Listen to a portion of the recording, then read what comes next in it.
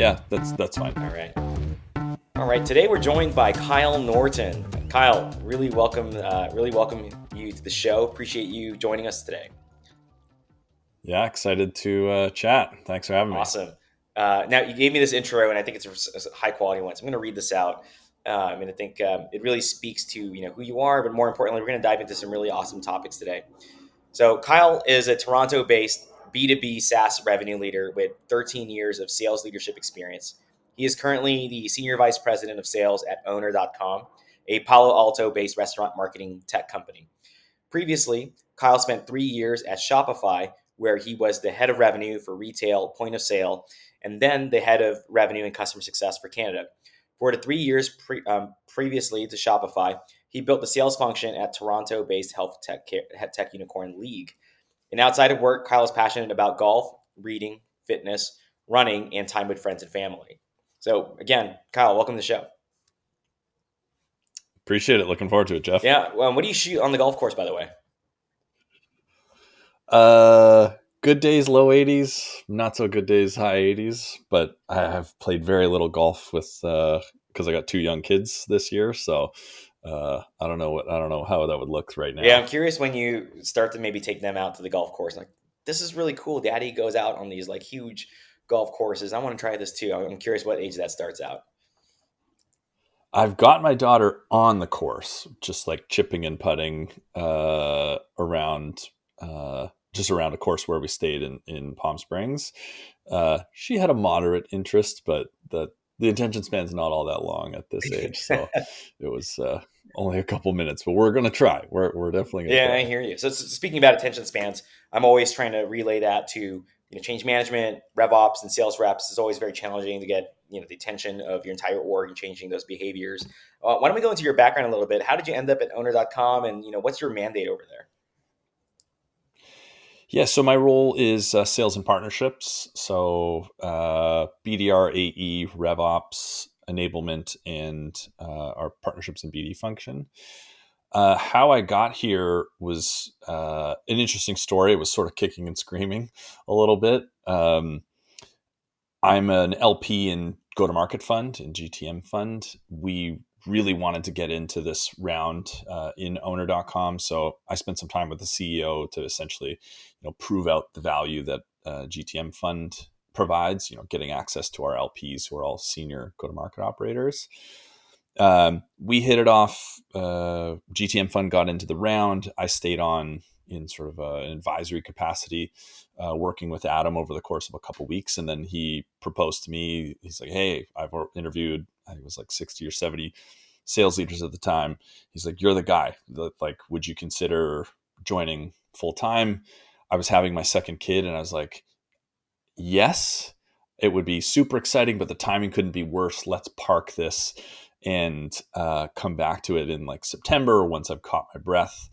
And Adam, being somebody of like incredible conviction and urgency, like one of our values at Owner is to make our own timelines, came back to me and said, "Well, Kyle, like, you've been in a startup before, every day matters, every week matters.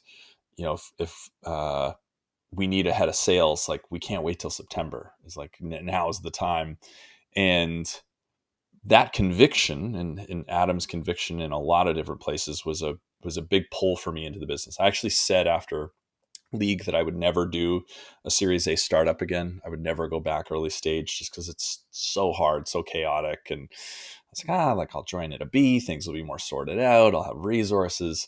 But the mission is so compelling for me at Owner, like helping restaurant owners, independent, small mom and pops, succeed in like a very different digital climate now. One where Uber Eats and DoorDash are just like crushing them in terms of their margin and ability to make money.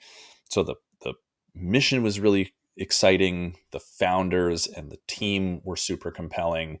And even though the timing could not have been worse, like, it was a challenging first 6 months juggling being back in a startup, trying to get my bearings, and having a 2-year-old and a 3-month-old. I'm very glad I made that choice because it's the business is doing great.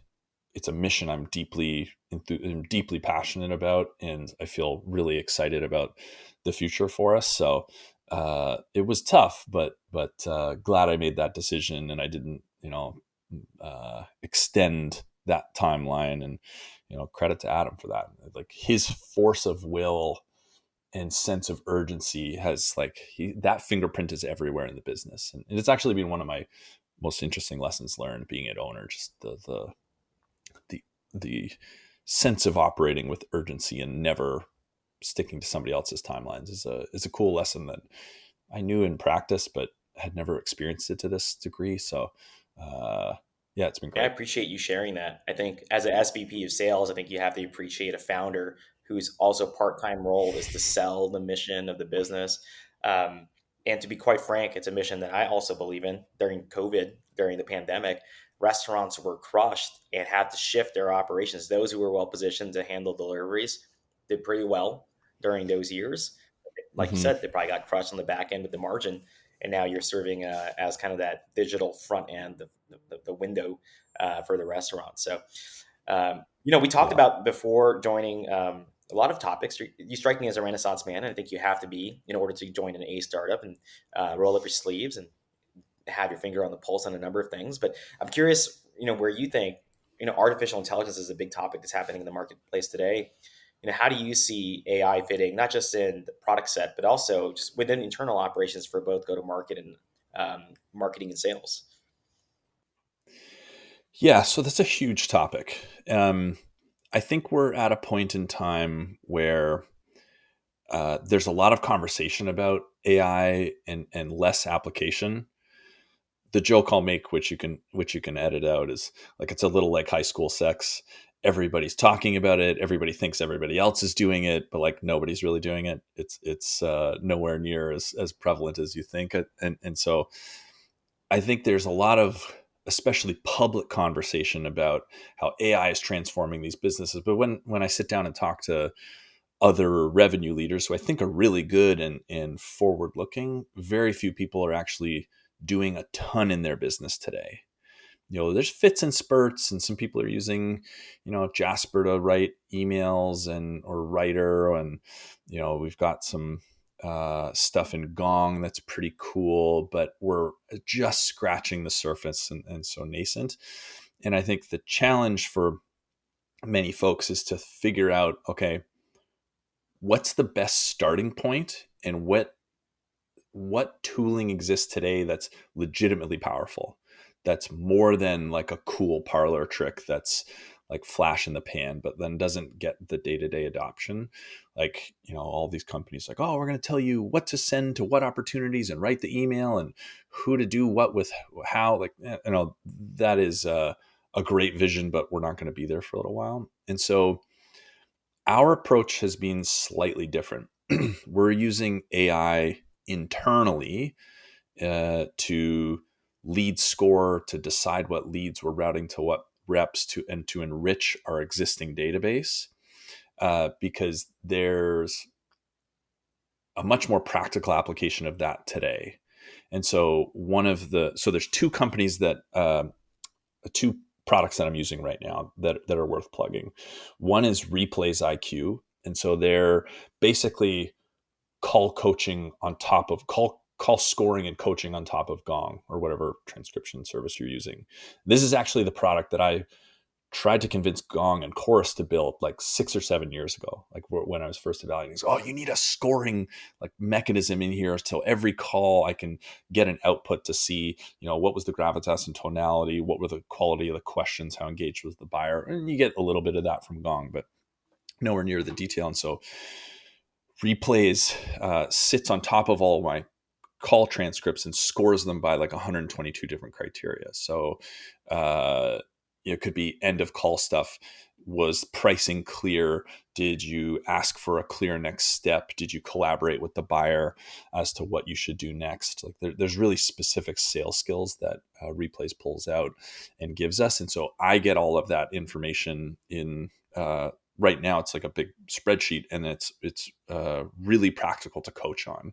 The reps go review their own scores, they review the call clips, and that's like really actionable. and practical, and it fits in with my weekly coaching and training cadence with a lot of diligence. And then the other tool I'm using is Momentum, which also takes call recordings, pulls out the most important piece of information that I want in CRM, and automatically enriches that into the Salesforce fields. The reps can choose what to update and make edits there, but we're also sort of mass updating important Salesforce fields that are often missed, which is really powerful. And so that's a slightly different application of what you see on LinkedIn. What you see on LinkedIn is like, oh, AI told me the email to write and found me all the leads to contact and um, the positioning for every single contact. I'm less. I've had much less success trying to make that work in reality than what I've seen online, and I haven't really seen many folks make that work in a real world setting. But we will get there eventually. Yeah, I think the messaging, the positioning, the language, the AI built into sequences, um, I think that can serve as a pretty good body development of text, but you still have to have someone review it, make sure that it's in line with your brand guidelines, with your messaging. At the moment, I think AI probably will have some legwork to do there, but totally right on these two other applications. The first is, really constraining the use case and then training the algorithm or the model to output very specific, actionable, work deliverables. So first, the coaching that you talked about.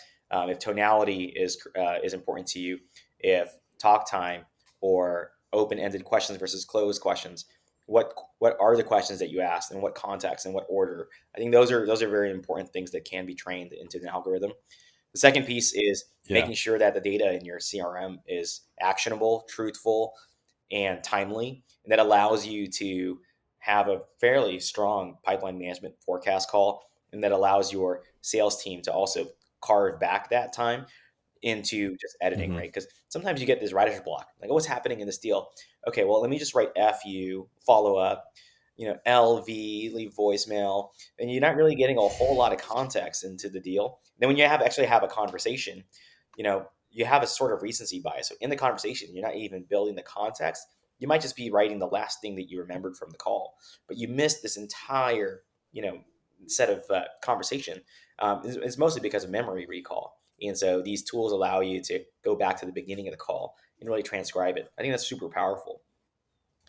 We talked about, Yeah. oh, go ahead. One thing there that I think is really important is, as AI gets more powerful and we build better tools for go to market applications, so much of it is going to depend on the quality of your database.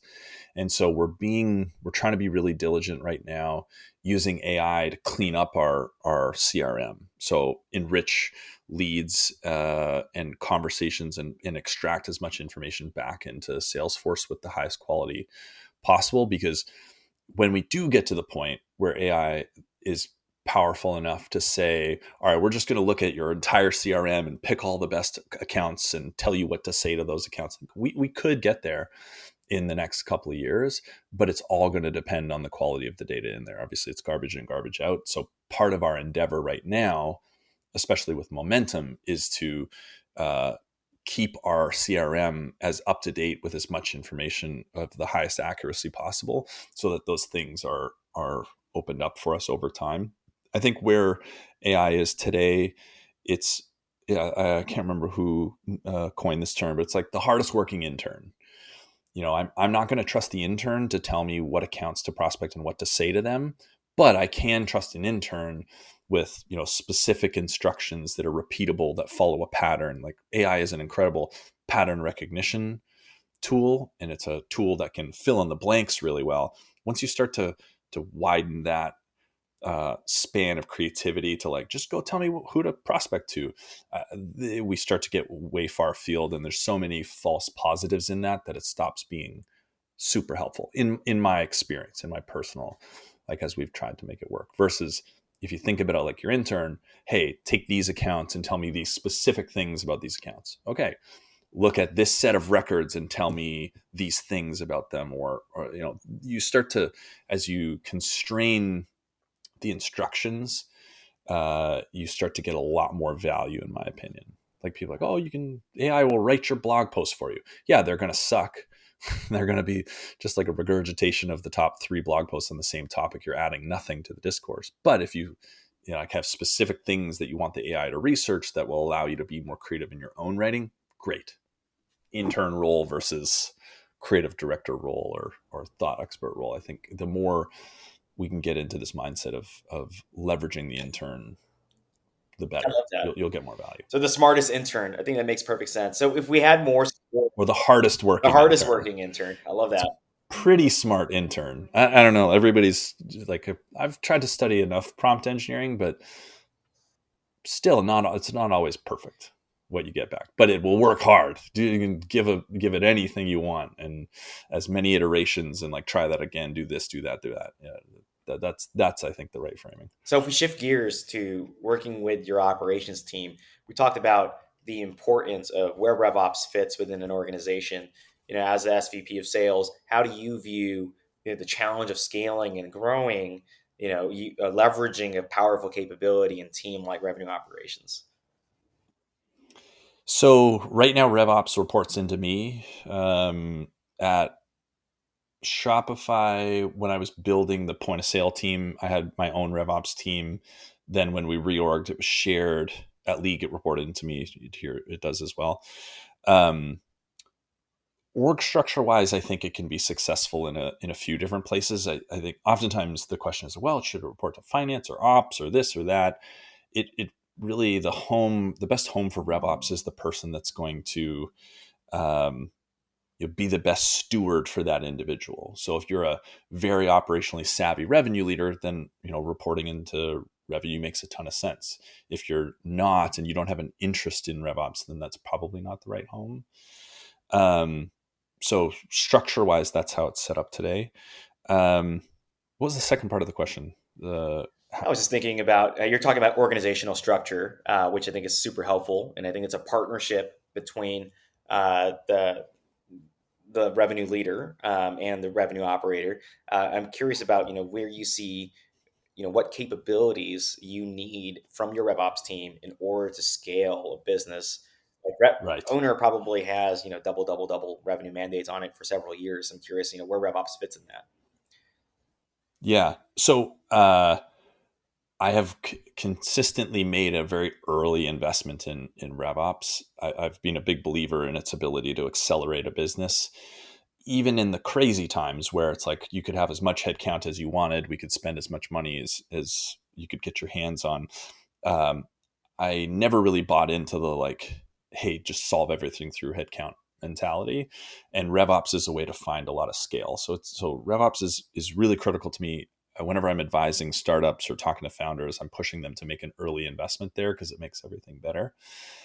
In terms of how it accelerates the organization and sort of the skill set, there's a, a number of things that can fit under RevOps. And I don't think that function needs to contain them all, but you have to think about the players around your business that fit this like foundation infrastructure for scale equation. So some of that is just what happens in Salesforce. How do things move around? How good is the data quality? How are we actually managing Salesforce? Then it's the other set of tools. Then it's the business process, the rules of engagement, how accounts and territories are mapped.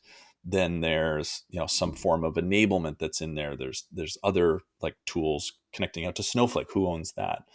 And I think a mistake people make is they want somebody to own that entire portfolio, soup to nuts. And it's really important for that person to like have control of it all. And I actually think it's a much better approach to think about the strengths and weaknesses of the people around the organization and mapping those functions to the skills and competencies of those people. So Steve's the guy who runs RevOps for me now. He actually ran RevOps for me at League 2 companies ago.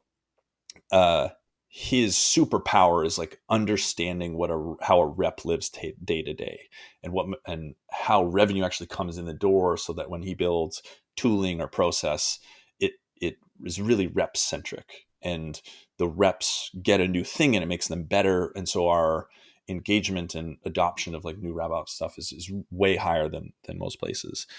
But then there's also a guy who works in our operations function, Jonathan Schenkman, who's like a data wizard. And so he's doing all sorts of stuff in Snowflake and pushing it to Salesforce and web scrapers and enrichment. Like that could be a part of the RevOps portfolio, but he's just so good at it. And we work in such tight collaboration that we're excited and enthusiastic for it to sit over there. So I think there's a portfolio of jobs to be done, and then finding homes for it is the important part. And it doesn't need to always live in RevOps as long as those things are getting done. Like we have a contractor doing enablement for us who's great, but only part-time. So Steve picks up some of the slack there, or the BDR manager does some of that work. And over time, some of that will shift away as we bring in RevOps enablement full time. So I think understanding the portfolio of jobs to be done and rolling them into the strongest individual for that is really important. And then, you can get the foundation built to like slam reps and grow on top of.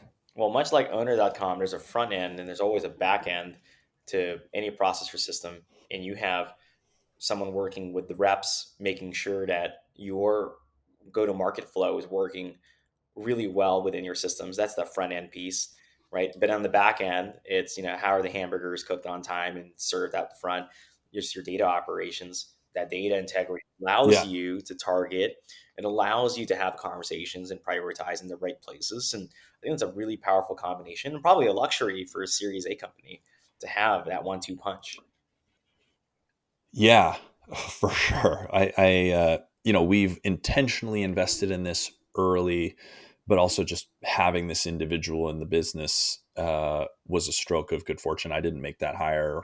Our COO did, but it's just, I couldn't imagine living without it. So definitely helps us scale and scale efficiently. Like the market has changed in such a way that being able to scale with infrastructure as opposed to humans is so much more important. We listened early to that message. Like even before I started full time over a year ago, when I was in this advisory capacity, we were having these conversations. How do we get more efficient? How do we set up the systems early to be able to scale with as much productivity as possible? So like we feel I'm grateful that the founders heeded that warning before anybody else in some of these markets, because it's definitely paid off in a big way for us. That's amazing. Now, I'd be curious in the last note, like I always have this section where we have our guests give career advice to them, to their younger selves.